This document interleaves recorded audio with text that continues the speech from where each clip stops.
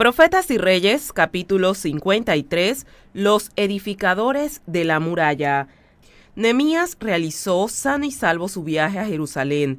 Las cartas del rey para los gobernadores de las provincias situadas a lo largo de su ruta le aseguraron una recepción honorable y pronta ayuda. Ningún enemigo se atrevía a molestar al funcionario custodiado por el poder del rey de Persia y tratado con tanta consideración por los gobernadores provinciales. Sin embargo, su llegada a Jerusalén con una escolta militar, a revelar que venía en alguna misión importante, provocó los celos de las tribus paganas que vivían cerca de la ciudad y que con frecuencia habían manifestado su enemistad contra los judíos, a los que insultaban y vituperaban. En esta perversa obra se destacaban ciertos jefes de algunas tribus: Sanbalat el Horonita, Tobías el Amonita, Gesén el Árabe. Desde el principio, estos caudillos observaron con ojos críticos los movimientos de Nehemías y por todos los medios a su alcance procuraron estorbar sus planes y su obra. Nehemías continuó ejerciendo la misma cautela y prudencia que hasta entonces habían distinguido su conducta, sabiendo que acervos y resueltos enemigos estaban listos para oponérsele. Ocultó el propósito de su misión hasta que un estudio de la situación le permitiera llevar a cabo sus planes. De esta manera, esperaba asegurarse de la cooperación del pueblo y ponerlo a trabajar antes que se levantara la oposición de sus enemigos. Escogiendo a unos pocos hombres a quienes reconocía dignos de confianza, Nehemías les contó las circunstancias que le habían inducido a venir a Jerusalén, el fin que se proponía alcanzar y los planes que pensaba seguir. Inmediatamente logró que se interesaran en su empresa y prometieron ayudarlo. La tercera noche después de su llegada, Nehemías se levantó a la medianoche y con algunos compañeros de confianza salió a examinar por su cuenta la desolación de Jerusalén.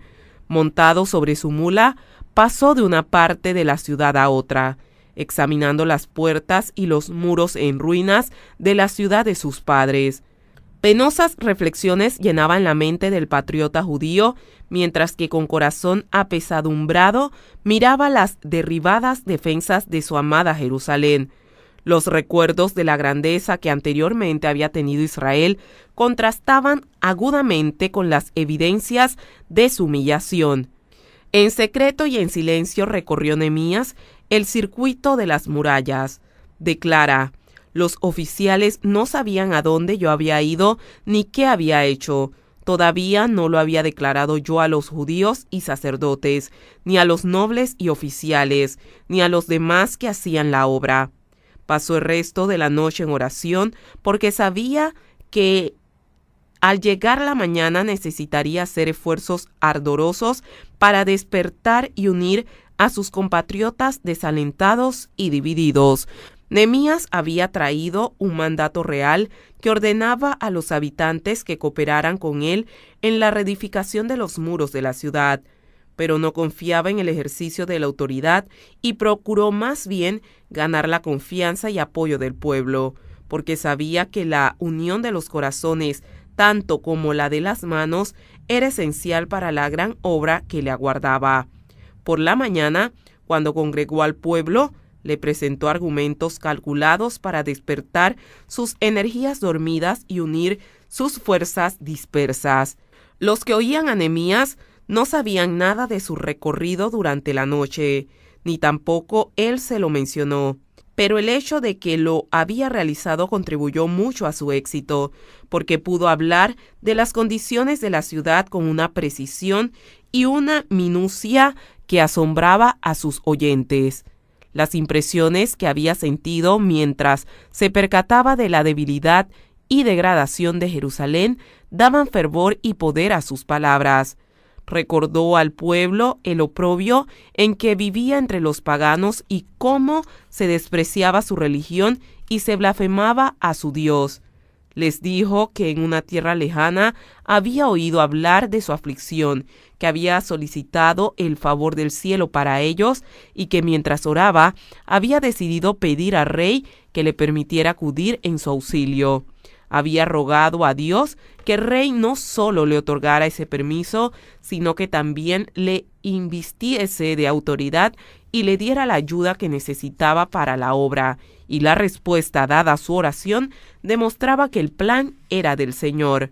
Relató todo esto, y habiendo demostrado que estaba apoyado por la autoridad combinada del Dios de Israel y del rey de Persia, Nehemías preguntó directamente al pueblo si quería aprovechar esta oportunidad y levantarse para edificar la muralla. El llamamiento llegó directamente a los corazones, al señalarles cómo se había manifestado el favor del cielo hacia ellos. Los avergonzó de sus temores y con nuevo valor clamaron unidos: «Levantémonos y edifiquemos». Así esforzaron sus manos para bien. Nehemías ponía toda su alma en la empresa que había iniciado. Su esperanza, su energía, su entusiasmo y su determinación eran contagiosos e inspiraban a otros el mismo intenso valor y elevado propósito. Cada hombre se convirtió a su vez en un Nehemías y contribuyó a fortalecer el corazón y la mano de su vecino. Cuando los enemigos de Israel se enteraron de la obra que los judíos esperaban hacer, los escarnecieron diciendo: «¿Qué es esto que hacéis vosotros? ¿Os rebeláis contra el rey?».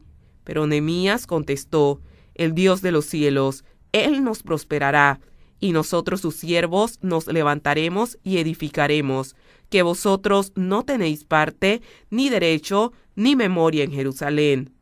Los sacerdotes fueron de los primeros en contagiarse del espíritu del celo y de fervor que manifestaba Nehemías. Debido a la influencia que por su cargo ejercían, estos hombres podían hacer mucho para estorbar o para hacer progresar la obra, y la cordial cooperación que le prestaron desde el mismo comienzo contribuyó mucho a su éxito. La mayoría de los príncipes y gobernadores de Israel cumplieron noblemente su deber, y el libro de Dios hace mención honorable a estos fieles. Hubo, sin embargo, entre los grandes de los teconitas algunos que no prestaron ayuda a la obra de su Señor. La memoria de estos siervos perezosos quedó señalada con oprobio y se transmitió como advertencia para todas las generaciones futuras. En todo movimiento religioso hay quienes, si bien no pueden negar que la causa es de Dios, se mantienen apartados y se niegan a hacer esfuerzo alguno para ayudar. Convendría a los tales recordar lo anotado en el cielo, en el libro donde no hay omisión ni errores, y por el cual seremos juzgados. Allí se registra toda la oportunidad de servir a Dios que no se aprovechó, y también se recuerda para siempre todo acto de fe y amor. El ejemplo de aquellos tecoitas tuvo poco peso frente a la influencia inspiradora de Nehemías. El pueblo en general estaba lleno de patriotismo y entusiasmo. Hombres de capacidad e influencia organizaron en compañías a las diversas categorías de ciudadanos, y cada caudillo se hizo responsable de construir una parte de la muralla. Sobre algunos se nos dice que edificaron cada uno enfrente de su casa. Tampoco disminuyó la energía de Nehemías una vez iniciado el trabajo. Con incansable vigilancia supervisaba la construcción, dirigía a los obreros, notaba los impedimentos y atendía a las emergencias. A lo largo de toda la extensión de aquella 3 millas de muralla, se sentía constantemente su influencia. Con palabras oportunas alentaba a los temerosos, despertaba a los rezagados y aprobaba a los diligentes. Observaba siempre los movimientos de los enemigos que de vez en cuando se reunían a distancia y entraban en conversación, como para maquinar perjuicios, y luego, acercándose a los obreros, intentaban distraer su atención. En sus muchas actividades, Nehemías no olvidaba la fuente de su fuerza. Elevaba constantemente su corazón a Dios, el gran sobredor de todos, el Dios de los cielos. Exclamaba: «Él nos prosperará». y estas palabras, repetidas por los ecos del ambiente, hacían vibrar el corazón de todos los que trabajaban en la muralla. Pero la reedificación de las defensas de Jerusalén no progresó sin impedimentos. Satanás estaba obrando para incitar oposición y desaliento. Sanbalat, Tobías y Gesén, sus principales agentes en este movimiento, se dedicaron a estorbar la obra de reconstrucción.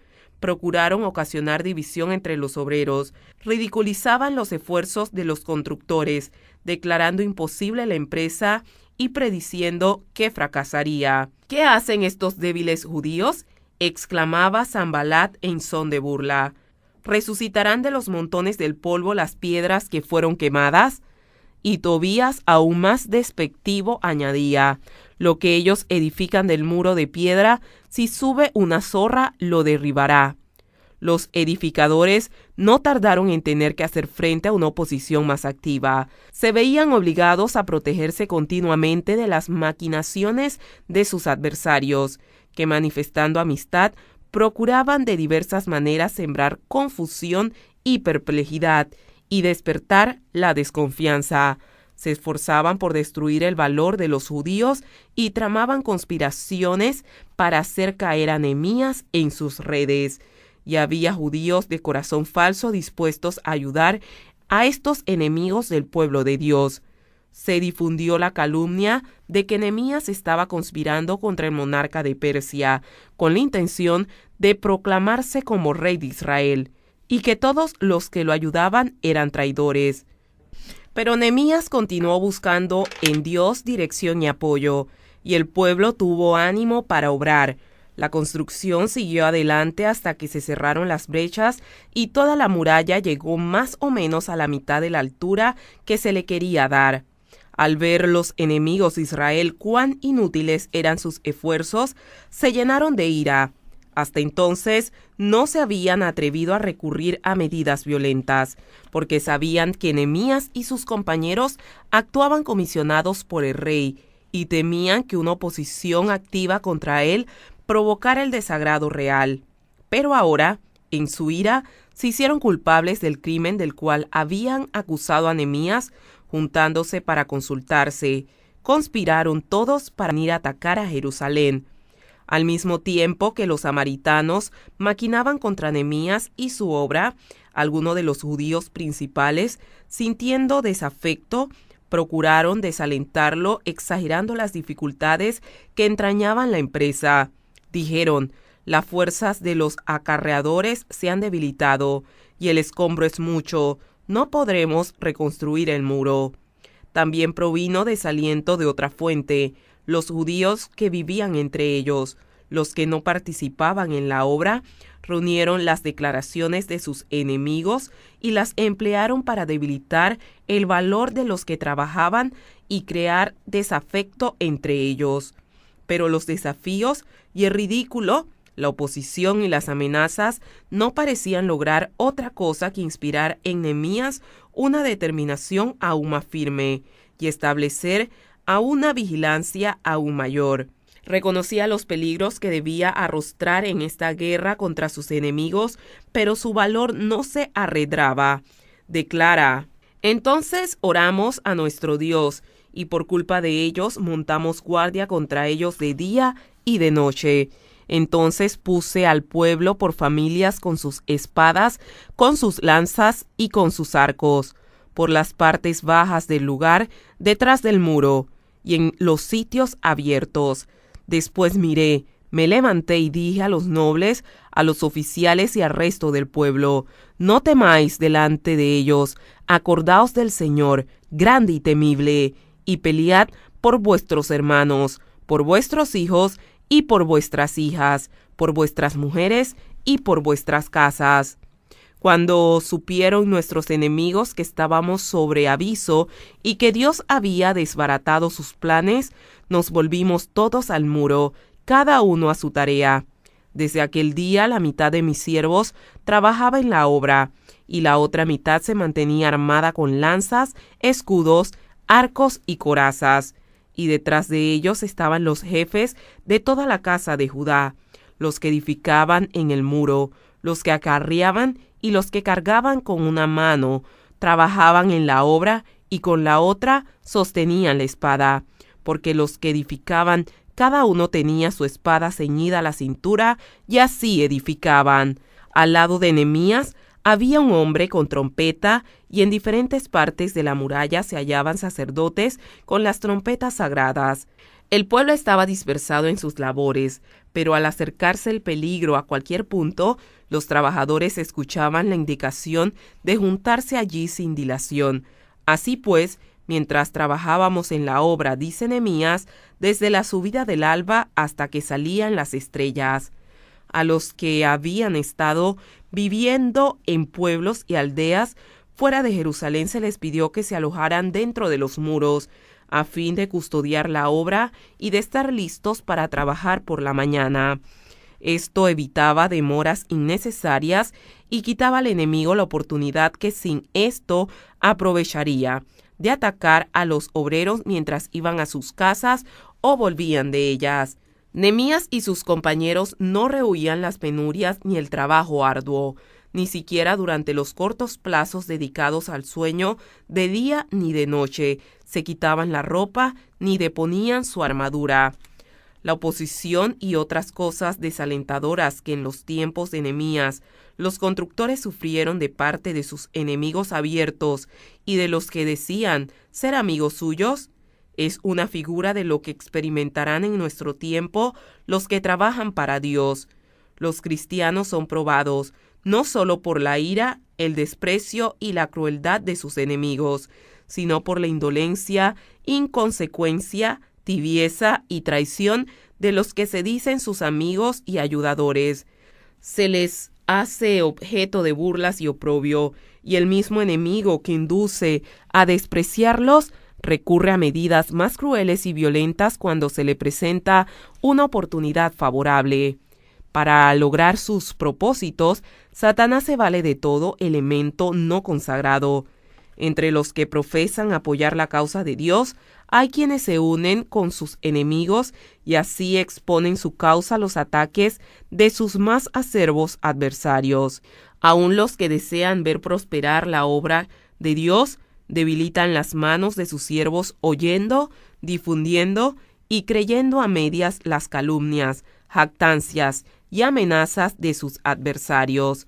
Satanás trabaja con éxito asombroso mediante sus agentes, y todos los que ceden a la influencia están sujetos a un poder hechizador que destruye la sabiduría de los sabios y el entendimiento de los prudentes. Pero como Nehemías, los hijos de Dios no tienen que temer ni despreciar a sus enemigos.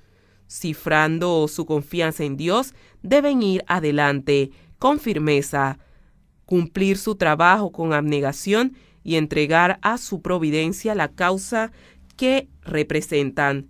En medio del gran desaliento, Nehemías puso su confianza en Dios e hizo de él su segura defensa.